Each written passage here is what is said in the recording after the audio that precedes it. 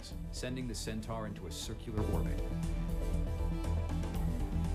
At 11 minutes 51 seconds, cutoff of the Centaur main engine, or MECO-1, occurs.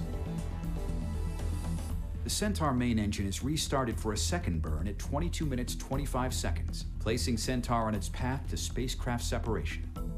Approximately 6 minutes later, second cutoff of the Centaur main engine occurs. The mission now enters a 3-hour coast phase. The main engine ignites for a third and final burn at 3 hours 28 minutes.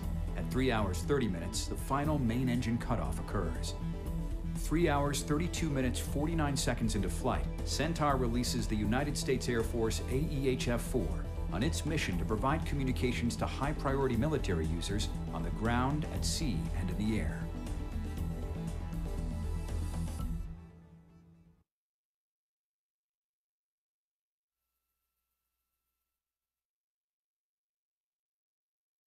ULA is using the Atlas V 551 configuration to launch AEHF-4. This is the 79th Atlas V launch in the 131st ULA mission. Produced in Decatur, Alabama, the Atlas V 551 is the largest and most powerful configuration in the Atlas V fleet. It is comprised of a common core booster powered by an RD-180 engine, 5 Aerojet Rocketdyne solid rocket boosters, and a Centaur second stage powered by an Aerojet Rocketdyne RL-10C1 engine. The AEHF-4 payload is protected during ascent by a RUOG 5-meter diameter payload fairing. On October 5th, the encapsulated payload was transported to the Vertical Integration Facility, or VIF, at Space Launch Complex 41, where it was mated to the Atlas V rocket. The launch countdown begins with moving the rocket from the VIF to the pad. At approximately 10:30 a.m. Monday, the quarter-mile trip began using 6 components to complete the 20-minute trip. Weighing in at about 2 million pounds, the Mobile Launch Platform, or MLP, supports the rocket and contains air conditioning, electrical, and commodities, while the undercarriages bear the weight of the MLP and rocket. 2 rail cars lead the move with the payload van, providing communication to the payload while the ground van houses the ground support for the rocket. At the rear of the convoy, the portable environmental control system provides air conditioning to the payload and rocket. Finally, trackmobiles provide the power to move the 3.5 million pound convoy. A third trackmobile is added to the front of the convoy to move our largest Atlas V configurations, like today's 551 rocket. The Atlas V rocket stands 197 feet tall, or about 21 stories, and weighs about 1.3 million pounds fully fueled. The RD-180 main engine and 5 solid rocket boosters produce approximately 2.5 million pounds of thrust to lift the rocket off the pad and begin its journey to orbit.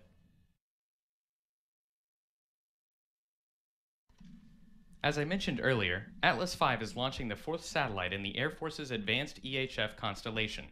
Atlas V launch vehicles have delivered AEHF-1, 2, and 3 to orbit beginning in 2010. The AEHF Constellation is the next generation of global, high-security, survivable communications satellites used by all branches of the United States military. AEHF satellites are the follow-on to the Department of Defense's current 5-satellite MILSTAR communications constellation. Once fully operational, the advanced EHF constellation will consist of cross-linked satellites, providing 10 times the throughput of the MILSTAR system with a substantial increase in coverage to users.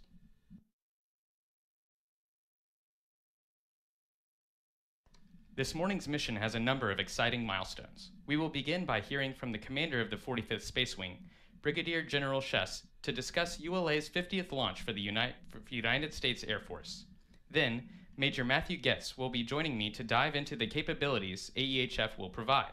We will also see my interview with Marty Malinowski, the Atlas V Chief Engineer, talking about today's 250th flight of the Centaur upper stage, followed by Lori O'Donnelly to fill us in on the role Lockheed Martin played in this mission.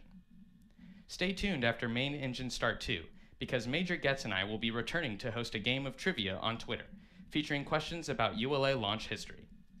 Here's how this works. A few minutes after launch, questions will be posted to ULA's Twitter account, and the first person to comment on the question with the correct answer will receive a prize. Answers and winners will be announced shortly before we sign off.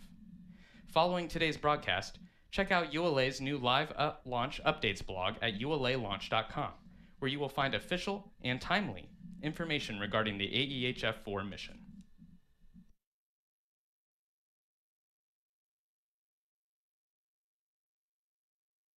The artwork on the payload fairing of today's Atlas V rocket consists of a flag in each corner representing the countries involved with AEHF: the United States, the United Kingdom, Canada, and the Netherlands. The 3 stars at the bottom represent spacecrafts 1 through 3, with a larger star coming over the horizon to represent this 4th AEHF launch.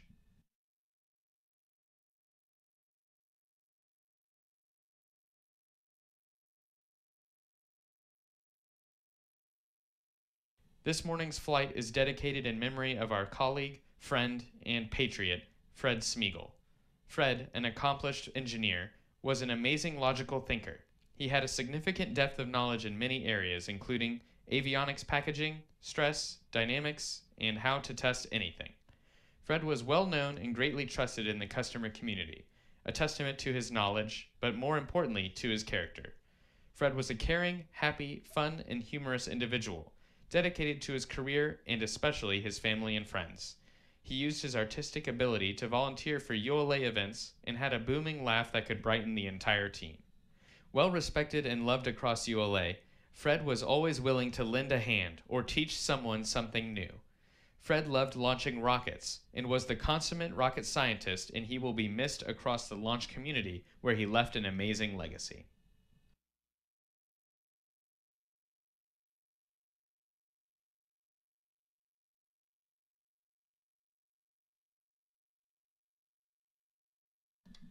Shortly after MLP rolled to pad, we had the opportunity to hear from Brigadier General Chess, commander of the 45th Space Wing. Let's take a look. First off, I want to say how excited I am to be back at Cape Canaveral Air Force Station as the 45th Space Wing Commander. From 2012 to 2014, I had the pleasure of being the Operations Group Commander, so I'm no stranger to the hardware we have behind us and the great partnership we have with ULA. This upcoming launch of Advanced EHF-4 marks a critical part in the Air Force's Evolved Expendable Launch Vehicle program.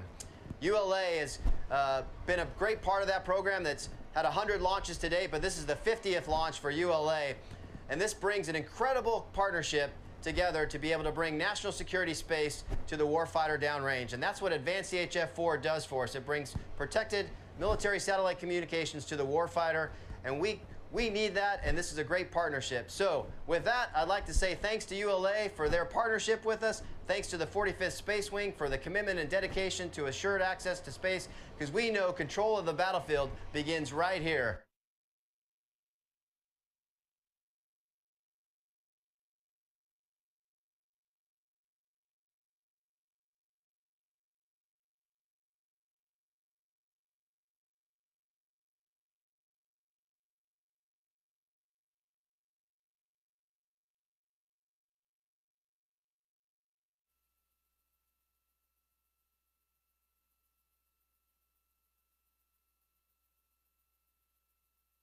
-8 minutes.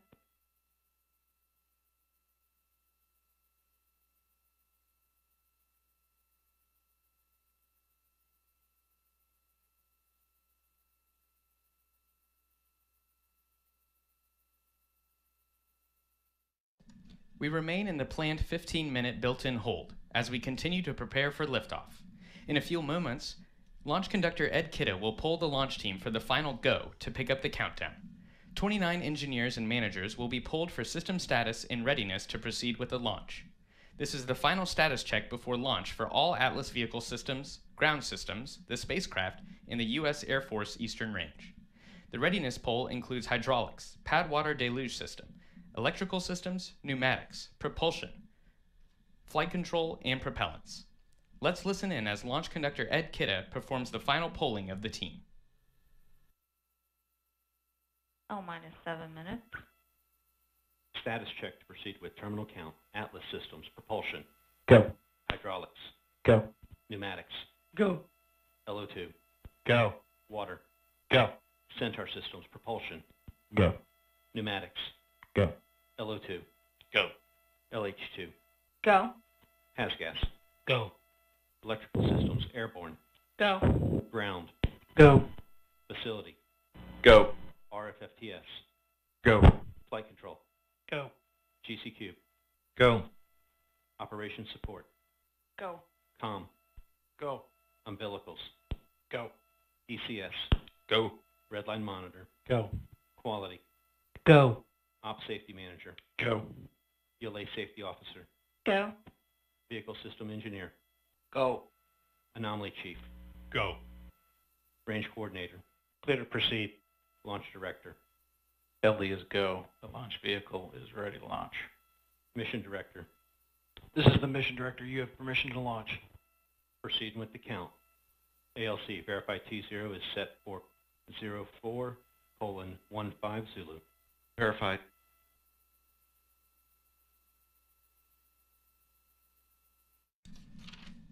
Polling is complete, and the launch team has given the go for launch. From T-minus 4 minutes until launch, you will be listening to launch conductor Ed Kitta and his team performing the final steps in the countdown procedure. You will hear the team call out that Atlas LO2 topping has been secured, followed about a minute later by the call out for transferring the Atlas and Centaur stages from ground facility power to internal battery power. At T-minus 1 minute and 55 seconds, the team will command the launch sequencer to start, followed shortly by securing the Centaur LH2 and LO2 topping activity.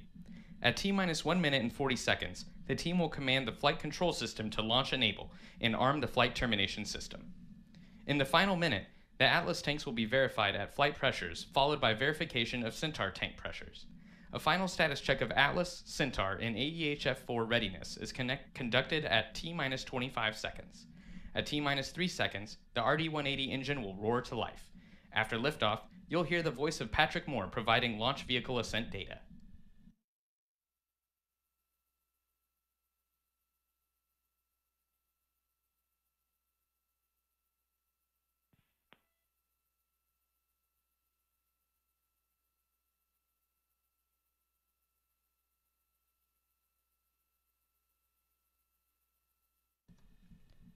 This is Atlas Mission Control at T-minus 4 minutes and holding. We anticipate releasing the hold in just a few moments. On my mark, the time will be T-minus 4 minutes and counting. 3, 2, 1, mark. 3:55. Ground pyros enabled.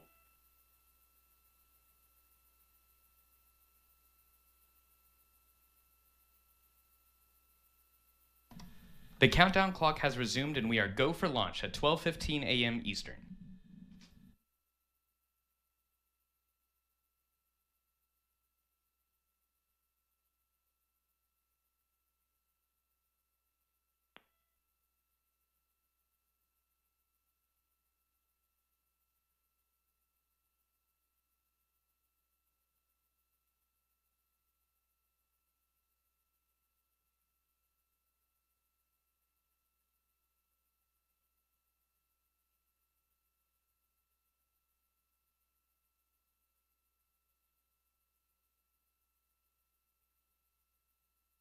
Three minutes. Atlas tanks to flight pressure. Carrying LO2 topping. 250. FDS internal.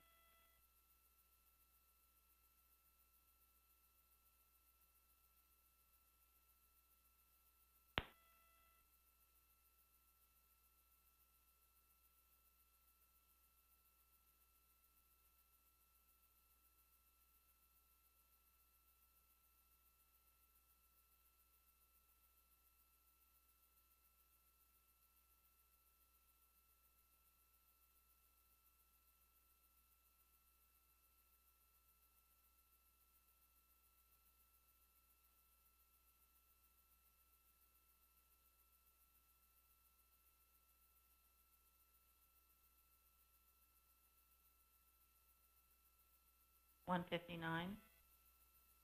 Vehicle internal. $155. Launch sequencer start.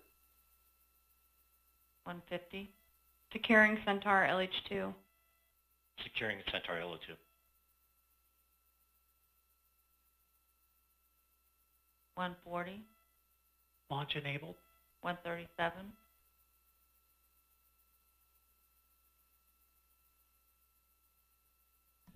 T-minus 90 seconds. FDS The launch arm. vehicle, Payload, ground systems, and Eastern Range are go for launch.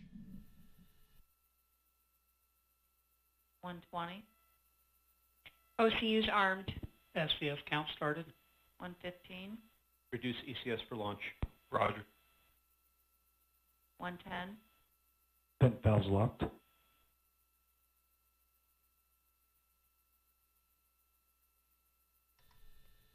T-minus 1 1 minute.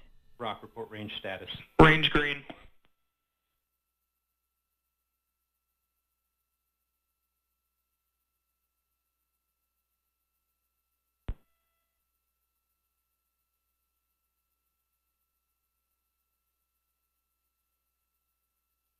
Forty, Stable at step 3.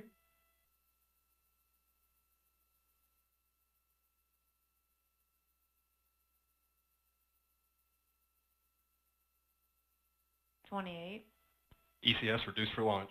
Roger. $25, Status check. Go Atlas. Go Centaur. Go AEHF 4.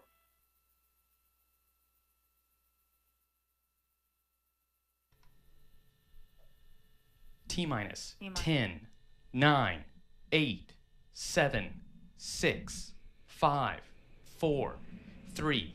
We have ignition, 2, 1, and liftoff of the AEHF-4 mission carried by United Launch Alliance Atlas V rocket for the United States Air Force.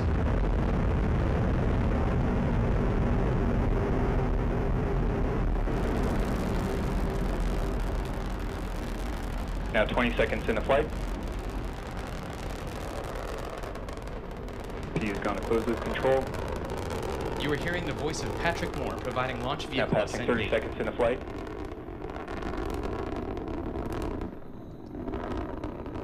Mach 1, Atlas 5 is now supersonic. Now passing 40 seconds into flight. And we're experiencing a telemetry dropout in the Denver data station. At this point in the flight, RD-180 should be throttling back up to 100% thrust, passing through max Q. Now passing 1 minute into flight. Commentators, DSC, I can take over. Go ahead. Vehicle continues to drop right normally during descent. Back to 100% thrust as expected. And VSC, I have data now. Back to you. Now 1 minute 25 seconds into flight, Atlas V rocket now weighs just 1/2 of what it did at launch, burning propellant at a rate of 6,900 pounds per second.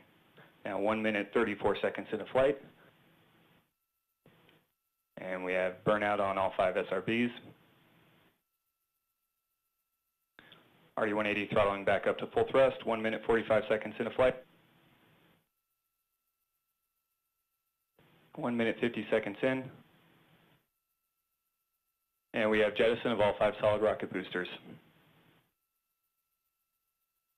Now passing 2 minutes into flight. Vehicle is now on closed loop steering. And vehicle is now passing Mach 5. Now 2 minutes 10 seconds into flight.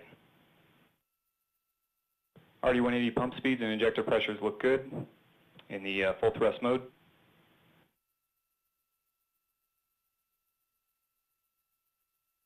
Now 2 minutes 25 seconds in, approximately 2 minutes remaining in the Atlas booster phase of flight.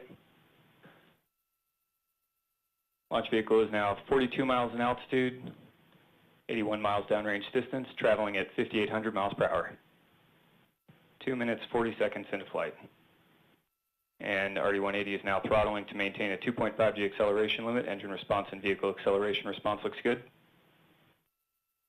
Centaur reaction control system is now pressurizing the flight levels. 2 minutes 57 seconds in.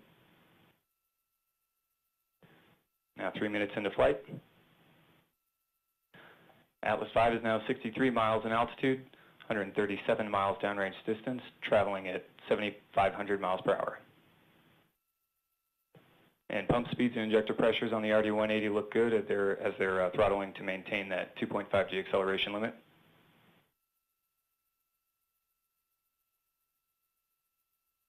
Approximately 1 minute remaining to BECO, standing by for payload fairing jettison. And we have good indication of payload fairing jettison.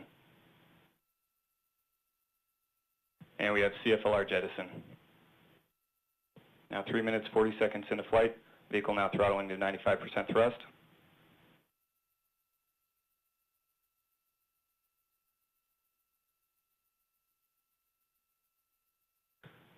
And main engine now throttling to maintain a constant 4.6 G acceleration limit. Now passing 4 minutes into flight, and we have Centaur boost phase chill down. Approximately 20 seconds remaining till BECO. Pump speeds and injector pressures on the RD-180 continue to look good as they're throttling to maintain the acceleration limit. 10 seconds remaining to BECO.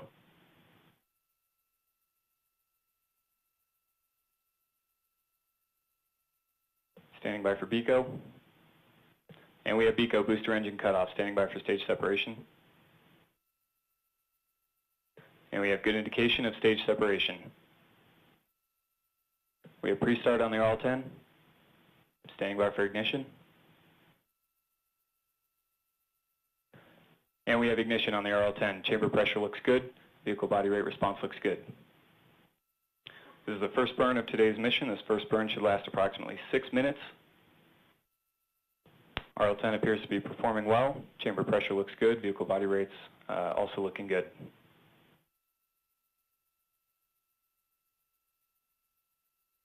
Now passing 5 minutes, 10 seconds into flight.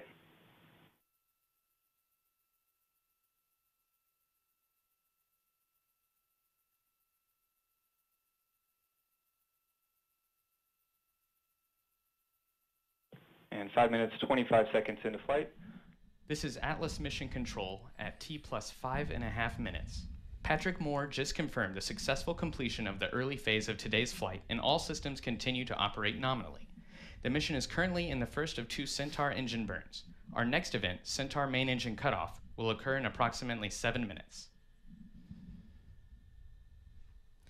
I'm joined now by Major Matthew Getz from the U.S. Air Force's Space and Missile Systems Center. Major Getz, thank you so much for being with us this morning. Glad to be here, Tyler. So, a great liftoff of the 4th satellite in the AEHF Constellation. How do you feel? It feels great. You know, this is a major milestone for the Air Force and a big win for the United States and our international partners. So on behalf of Team SMC, I'd like to thank our industry partners, specifically Lockheed Martin, Northrop Grumman, and the United Launch Alliance.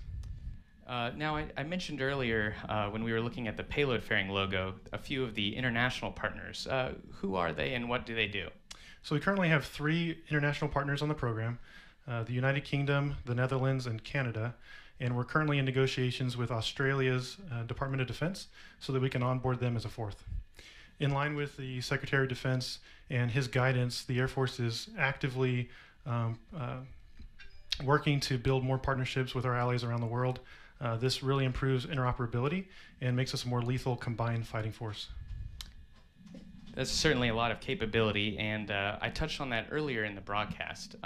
Could you tell us a little bit more about AEHF's mission? Sure. So the mission of Advanced AEHF is to provide survivable, protected communication for the military's high-priority assets on the ground, at sea, and in air. It also enables the President of the United States and combatant commanders to control their tactical and strategic forces through all levels of war and at all phases of conflict. And with all that capability, what exactly is the coverage of the AEHF Constellation? So AEHF 4 that we just launched off the ground will complete the fully operational constellation for AEHF, and that will provide continuous coverage between 65 degrees north latitude and 65 degrees south. Okay, and that's really interesting. And you know, you mentioned some other satellites that might be on the way. You know, when's the next AEHF going to be launching? Correct. So we've procured 2 additional satellites, and the next one, AEHF 5, we're currently projecting to see that lift off next July in 2019. Well, now that we've discussed the satellite and its capabilities, can we hear a little bit more about yourself and your background and how you got involved with the AEHF team? Sure. So I'm a program manager. I've been in the Air Force for just over 10 years, active duty, and I've been on the AEHF program for about 2 years. In my current role, I am responsible for assembly, test, and launch operations. Well, fantastic, and thank you so much for teaching us more about the AEHF mission. You must be really proud today. Absolutely. Also, we recognize that this is the 50th mission for the U.S. Air Force on the Atlas and the 250th launch overall for the upper stage Centaur. And I just want to say the Air Force is very proud to be a part of this heritage and thankful for the hard work between the Air Force and our industry partners. Well, thank you again. And I'll return with Major Getz later, closer to MECO 2, to announce the answers to our Twitter questions, as well as the winners. So we are now approaching the first Centaur main engine cutoff. Let's return to the flight. Continuing to see some periodic thruster firings.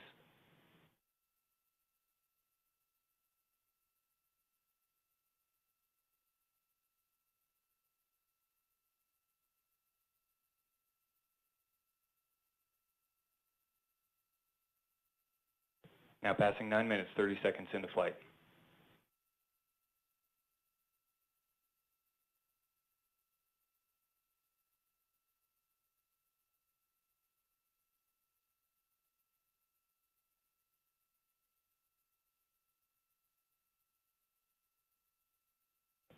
And approximately 2 minutes now remaining until MECO.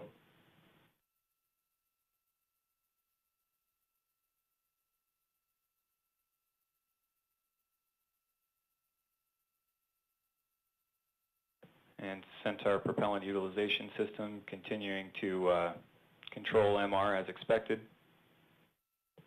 RL10 chamber pressure continues to look good.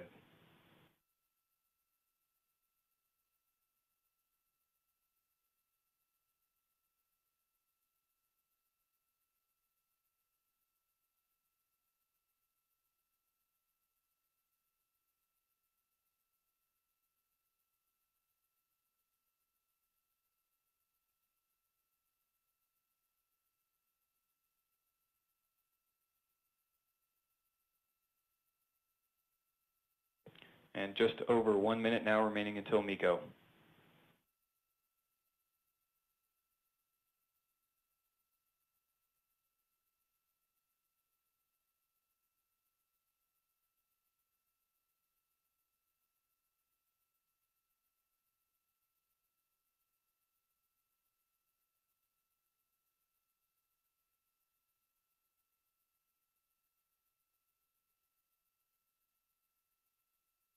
Now passing 11 minutes, 15 seconds into flight. RL10 continuing to perform well. Chamber pressure looks good.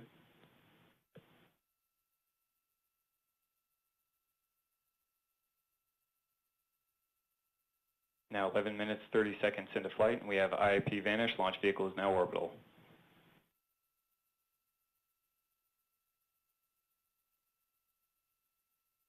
And standing by for MECO momentarily.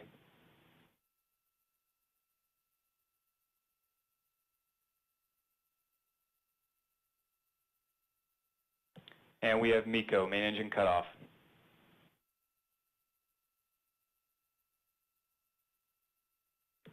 Centaur body rates damping out nicely from the shutdown transients. Now seeing RCS thruster activity as expected to maintain vehicle control.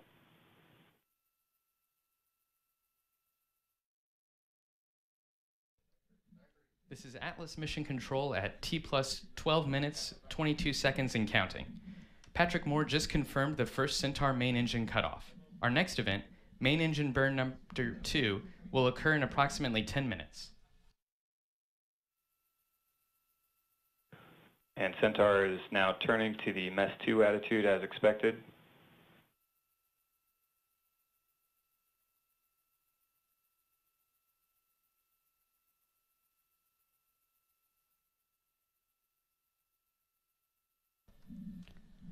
The 250th Centaur is carrying AEHF-4 to orbit. Let's see what Atlas V Chief Engineer Marty Malinowski had to tell us about this amazing launch capability. Marty, I know you're busy. We're still going through pad roll operations right now, so I really appreciate you taking some time to talk to me today. We're preparing to launch the 250th Centaur. Can you tell me a little bit about why it's been such a successful upper stage?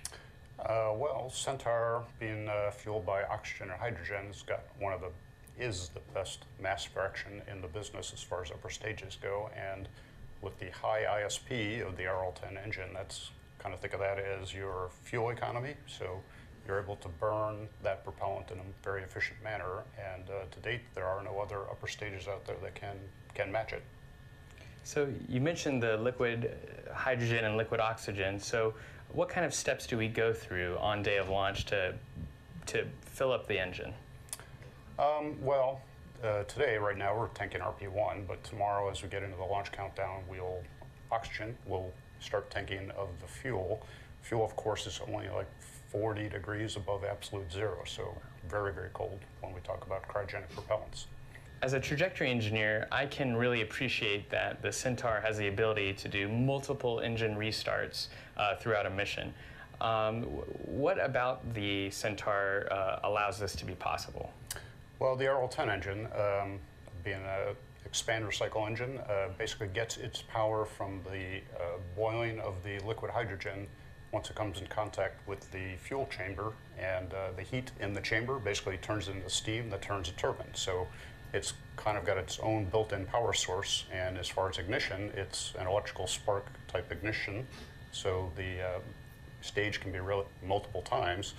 That was proved out on Titan Centaur number 5. They actually burned 7 different times on that mission, basically to test the capability to restart that Centaur in orbit. So you mentioned Titan Centaur 5. You know, we've been launching Centaurs for a long time as ULA, but it's been around even longer than that. I think the number for today's launch is 250. How many of those Centaur launches do you think you've been a part of? Oh, my first launch was AC-68R back in 1988, so I guess it's probably on the order of 150 or so. Wow. So, yeah, there's been quite a few of them. And that's been a lot of launches you've been a part of, and are there any of those that kind of stick out to you that are really memorable when it comes to thinking back on this? Absolutely. The Pluto New Horizons mission was extremely interesting, not only for the science objective that they're trying to perform, but the fact that we also had to integrate a 3rd stage on top of Centaur. So that's a unique feat that we hadn't done before. There are a couple other missions that I thought demonstrated how well our analysts really understand how the Centaur performs. That might be the LRO L-Cross mission and RBSP, Radiation Belt Storm Probe mission. They used basically all the capabilities in our Centaur in terms of being able to fly 0G coasts, to raise and lower our orbits, to do some insertion of multiple spacecraft that we had never done before. And when it was all said and done, it worked perfectly. So I hear you're quite the historian when it comes to Centaur. Can you tell me more about its origin? Yeah, actually the gentlemen that I started working for back in the day were some of the people that did that early design development of the Centaur, and that work began probably in 1958 or so. There was at General Dynamics Astronautics Division, they had 2 teams competing to build an upper stage. One was the Centaur, the other one was called Vega. And the Vega team was paired up with Pratt Whitney building the precursor for today's RL-10, and the Centaur was actually working with General Electric. And NASA ended up looking at all the proposals and decided they liked the Pratt Whitney RL-10 version of the engine best, and they liked the Centaur, so they married the 2 together, and that became our configuration. But the other interesting aspect of that too is the reason Pratt Whitney's engine was so far ahead was they had experience going back to perhaps 1956 or so on a classified program called Suntan that was to replace the U-2 spy plane with a liquid hydrogen powered turbojet engine. So they had to develop the fuel pump that ultimately became the pump for the RL-10 to feed hydrogen to the turbojet for the Suntan mission. Marty, thanks again for taking some time to talk with us today. We'll let you get back to your busy schedule and your roll-to-pad operations. All right, well, thank you.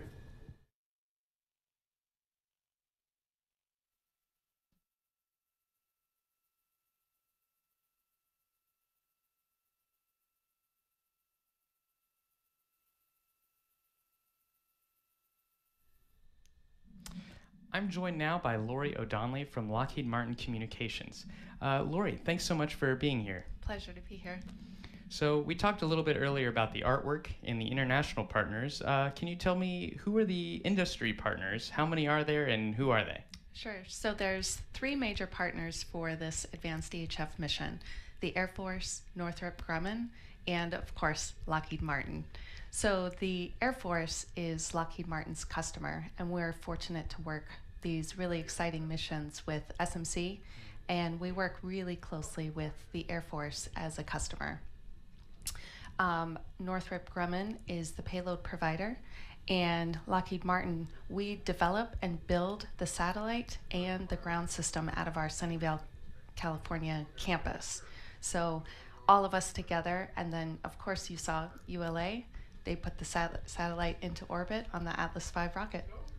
Well, it's certainly quite a team effort. Can you tell me a little bit more about your team in California? So Lockheed Martin has been in the Bay Area since the early days of Silicon Valley, and now there are over 4,000 employees who are out there. They design and they build the satellites for missions such as AEHF and Space-Based Infrared Systems, or SBIRS, both of which are designed for the Air Force. We also lead space research and development out of our labs in Palo Alto, and that center is called the Advanced Technology Center. So we have a really long and dedicated history to Silicon Valley. Yeah, I can clearly see. And there's a lot more to AEHF than just the satellite.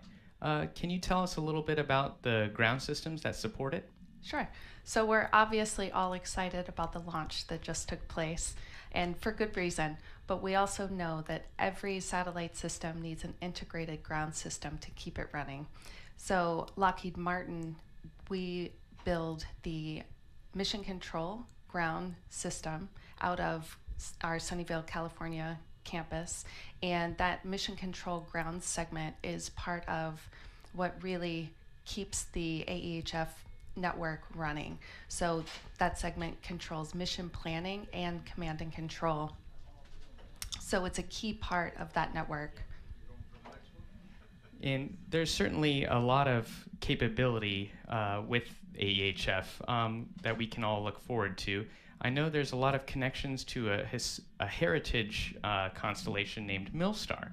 Can you elaborate on what that connection is and what exactly is Milstar? So Milstar was AEHF's predecessor, and it was groundbreaking protected communications network in the 90s, and it's a tremendous asset still to the Air Force. Today's AEHF, we just saw Satellite 4 go up. It has increased capacity, flexibility, resilience, and coverage. In fact, users will see up to a 5 times greater increase. So the 2 satellites, they serve more people, they have faster data rates, and they work together. Wow, I mean, it's absolutely fascinating how technology is advancing so well. Thank you so much for joining me this morning, Lori. Thank you for having me, Tyler. And with that, we should be approaching main engine start 2. Let's listen in.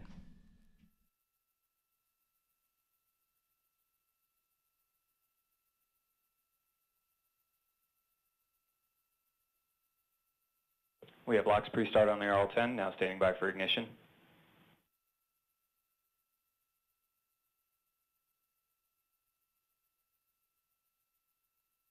And we have ignition on the RL-10. Chamber pressure looks good. Body rates look good.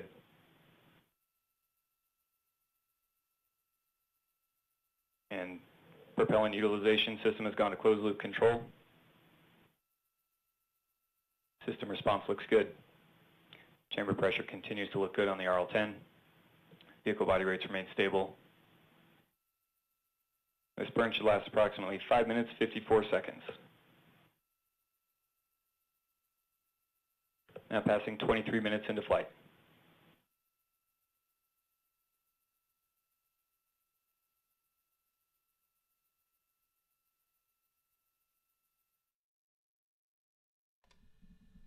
This is Atlas Mission Control at T plus 23 minutes, 18 seconds and counting.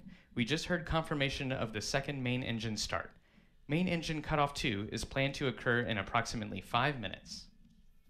Centaur PU system controlling MR as expected.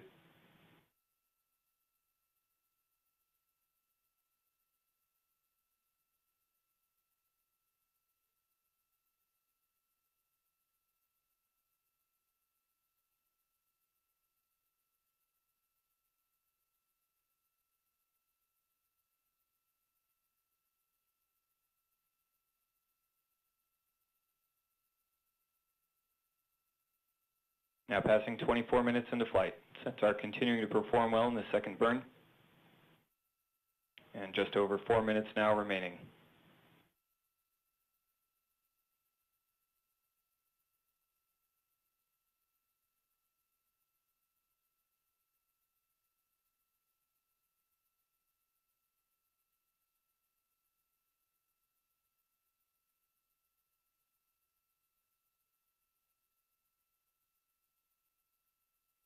Centaur continuing to perform periodic thruster firings as expected. RCS line temps maintaining close proximity to bottle temperatures. Seeing consistent tank pressures on LH2 and LO2. And hydrazine and helium storage bottle pressures also maintaining stable values. Seeing good body rates on Centaur through this first burn. Now passing 25 minutes into flight.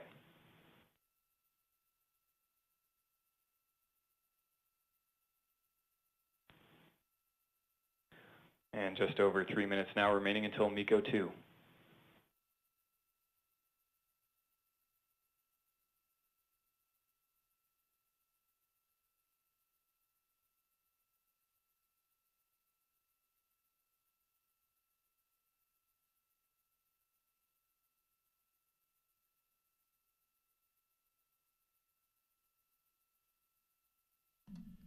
I'm back with Major Matthew Getz, and we're about to announce the answers and the winners to the game of trivia we held on Twitter shortly after liftoff of the Atlas V carrying AEHF-4. Major, are you ready to get started? Absolutely, let's begin. Question number 1 was, the AEHF-4 mission is the 50th mission ULA has launched for the U.S. Air Force. What was the first mission ULA launched for the Air Force, and which rocket launched it? And the answer is Atlas V Space Test Program 1 launch. STP-1 launched on March 8th, 2007 from the same launch pad that AEHF-4 blasted off from earlier this morning.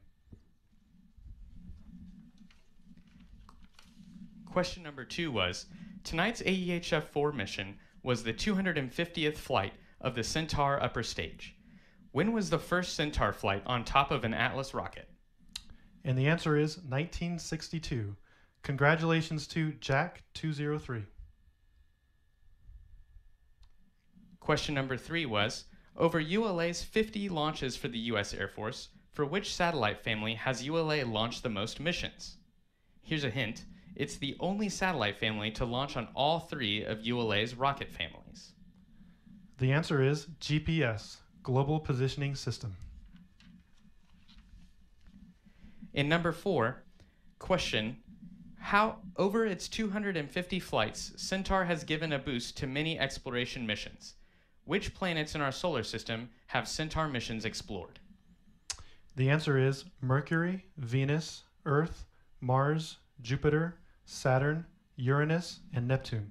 As a note, Pluto was a planet when New Horizons launched, but was downgraded in 2006. Congratulations to Clemensoner.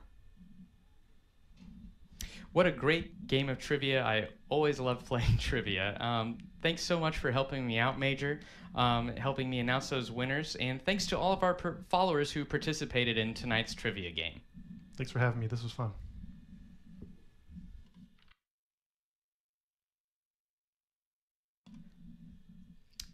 The Air Force has an exciting announcement, and I'll let the video we're about to show speak for itself, but I'd like to say I'm pretty excited about the opportunity the Air Force is providing.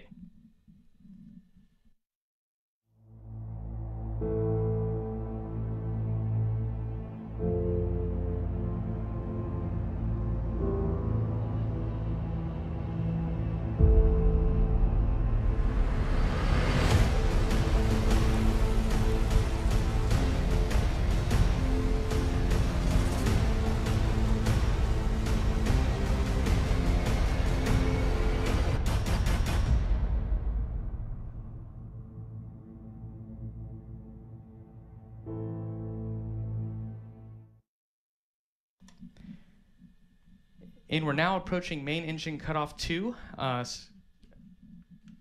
We've got confirmation that it has occurred. So main engine cutoff 2 has occurred.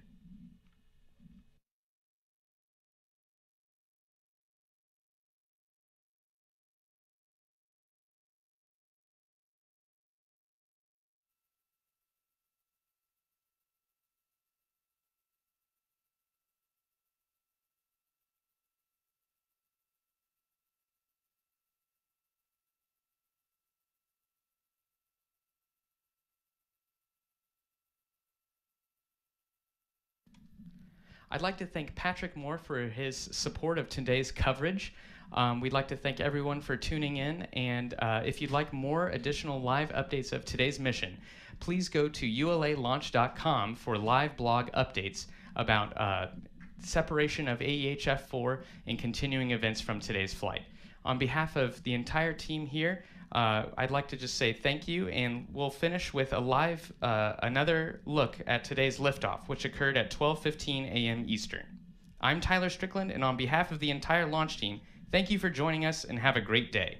Ignition, 2, 1, and liftoff of the AEHF-4 mission carried by United Launch Alliance Atlas V rocket for the United States Air Force.